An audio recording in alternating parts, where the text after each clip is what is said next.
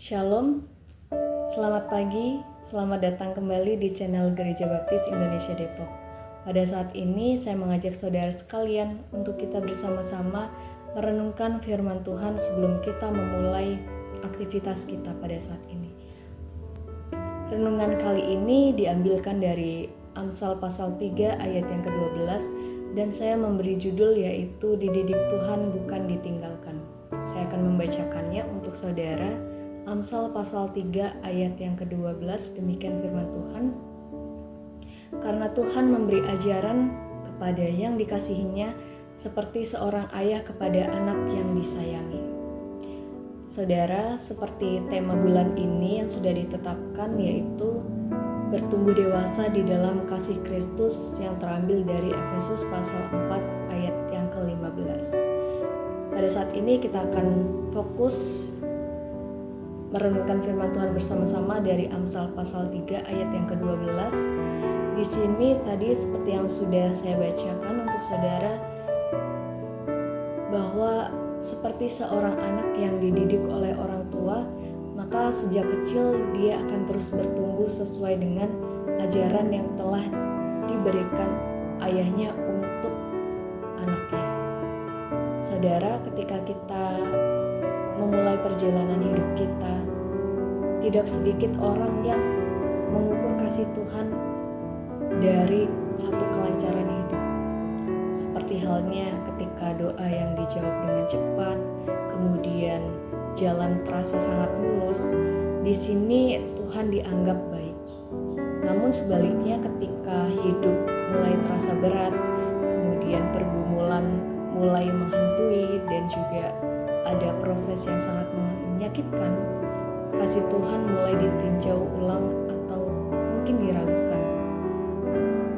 Menariknya, ada banyak sekali orang yang justru mengalami pertumbuhan karakter paling meningkat bukan pada saat hidup nyaman, melainkan ketika mereka mulai melewati masa tekanan ataupun melewati satu pergumulan yang sangat berat.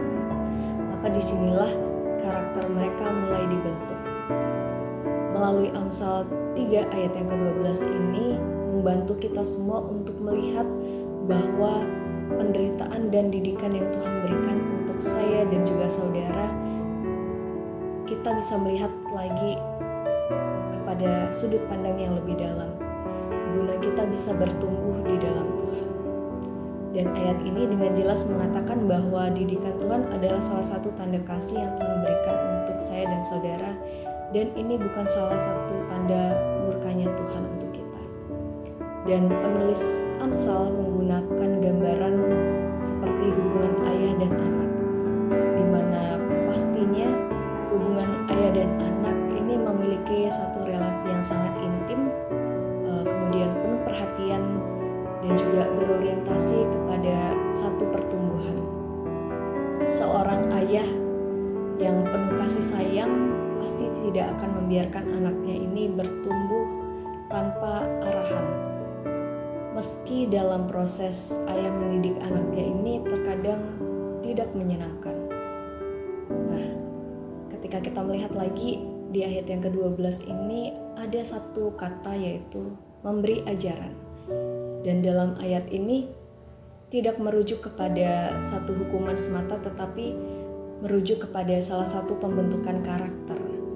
Nah, didikan Tuhan ini bertujuan menata kembali satu arah hidup, kemudian memberikan motivasi yang benar dan menumbuhkan ketergantungan yang benar kepada Tuhan.